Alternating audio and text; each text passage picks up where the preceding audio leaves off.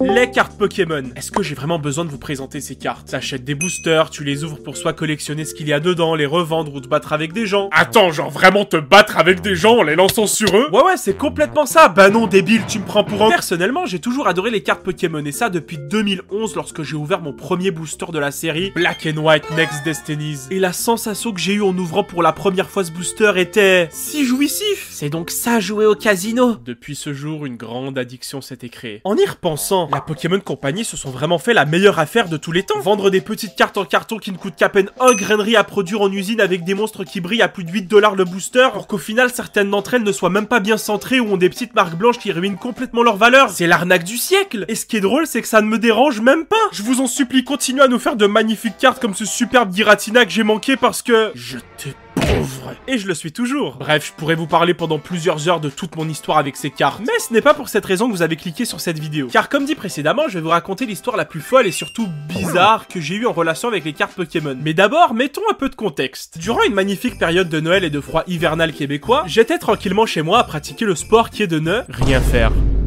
Et je précise que je n'avais pas choisi de faire ce sport, hein. Dehors, il faisait super froid, il y avait 20 cm de neige, j'avais le permis mais pas de voiture. Tous les facteurs étaient réunis pour que je reste chez moi. Et aussi parce que j'étais pauvre. Puis, à un moment, un de mes potes que nous allons appeler Loïc m'appelle au téléphone. Et Loïc savait que j'étais chez moi à me tourner les pouces. Donc, il m'avait proposé, histoire qu'on se voit et qu'on sorte un peu, de me ramener avec sa voiture pour qu'on aille à Walmart. Walmart? Pourquoi tu veux qu'on sorte là-bas? Alors, pour les gens qui ne sont pas nord-américains ou qui ne sont juste jamais venus ici, Walmart c'est un hyper grand magasin super populaire un peu comme Carrefour, mais sous la démocratie et le capitalisme américain. Bref, maintenant vous devez sûrement comprendre mon interrogation lorsqu'il m'avait proposé d'aller là-bas avec lui. Oui, je sais que c'est chelou, mais c'est juste qu'avec Noël, il y a des promotions sur certaines boîtes Pokémon. On pourrait faire un pack opening dans ma voiture si tu veux. Et du coup, nous avons pris sa voiture pour nous y rendre. Ouais, quand ça parle de Pokémon avec moi, je suis prêt à tout. Et même si je dois envoyer des messages à des mines...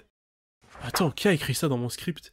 Ah, le petit coquin! Nous étions arrivés devant le Walmart, on marchait tranquillement dans le parking jusqu'à qu'on voit 3 hommes sortir du magasin avec des chariots remplis au max de coffrets de cartes Pokémon. Oh non, ne me dis pas qu'on est arrivé trop tard! Les scalpers sont déjà là. Moi et Loïc avons commencé à courir comme des fous vers le rayon pour jouets. On esquivait les enfants, les chariots, les mamies et... Wow, attends, déjà, pourquoi vous avez commencé à courir en voyant ces 3 hommes? Et c'est quoi un scalper? Les scalpers, c'est des gens qui, depuis le gros boom en popularité des cartes Pokémon en 2020, ont décidé, au lieu d'investir leur argent dans la crypto-monnaie ou toute autre forme d'investissement réservé aux adultes, d'investir dans les cartes Pokémon en achetant tous les stocks qui peuvent être disponibles en magasin ou en ligne pour ensuite les revendre plus cher. Mais vraiment beaucoup plus cher. Ce qui fait qu'aujourd'hui t'as plusieurs individus qui achètent des cartes Pokémon uniquement pour le fric. Et c'est à cause d'eux que maintenant les rayons pour cartes Pokémon sont tout le temps complètement vides. J'avais vu qu'en France, dans certains de vos magasins, il y avait des restrictions sur le nombre de box ou de coffrets qu'une personne pouvait prendre. Et c'est super bien pensé. Mais chez nous, dans le continent du capitalisme pur, si t'as l'argent, tu peux tout prendre. Je n'avais que des pièces à lancer. Je vous l'avais dit que j'étais pauvre. On s'en fout si ce petit gamin voulait s'acheter des cartes. Il fallait juste être plus rapide, mon garçon. Ouais.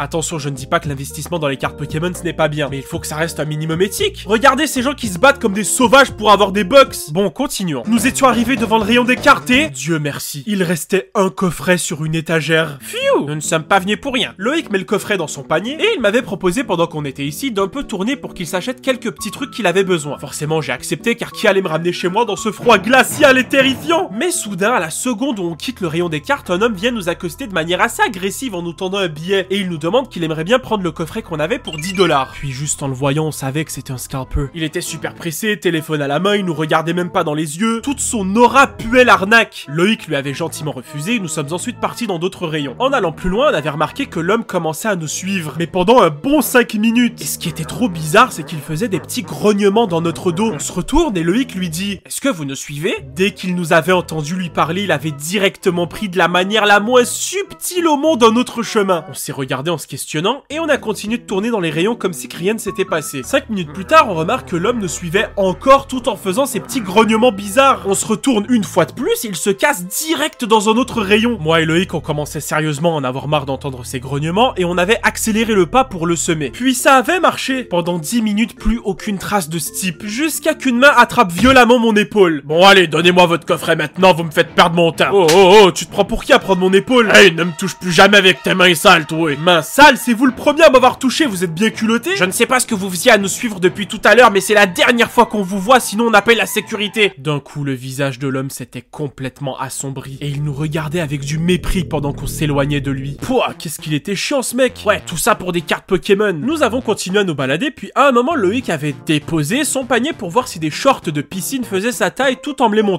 Il décide finalement d'en prendre un, on se retourne vers son panier et... Mon coffret, il est où? Oh l'enculé, il a pris mon coffret, faut le rattraper. On a couru après l'homme comme de gros facochères. Loïc voulait le défoncer. Il tournait à droite, on tournait à droite. Il tournait à gauche, on tournait à gauche. L'homme avait déjà une bonne distance entre nous et à cause de ça, on l'avait perdu. On s'était arrêté, j'ai regardé Loïc, il m'a regardé et on savait que c'était fichu. Dans cet immense magasin, impossible de le retrouver. Il devait sûrement être en train de se cacher en attendant que nous nous en allions. Quel genre de mec pathétique tu dois être pour voler des cartes Pokémon dans le panier des autres? Le gars devait avoir 45 ans et était sûrement papa. Ce qui me choque, c'est que je ne sais vraiment pas comment il a fait pour voler le coffret en si peu de temps. Je vous assure que Loïc avait déposé son panier qu'un petit moment, juste le temps de regarder un short. J'imagine que ça ne devait pas être la première fois qu'il volait dans les paniers des autres. Et tout ça pour des cartes Pokémon. Pourquoi vous n'êtes pas allé voir la sécurité pour signaler le voleur? Oh, c'est bon, toi aussi, on allait quand même pas faire un énorme problème juste pour des cartes. Ça serait trop la honte. Mais ce que je ne vous ai pas dit, c'est qu'au moins Loïc s'était pris un petit booster avant qu'on sorte pour faire un mini pack opening. Il l'a ouvert et... on n'a rien eu.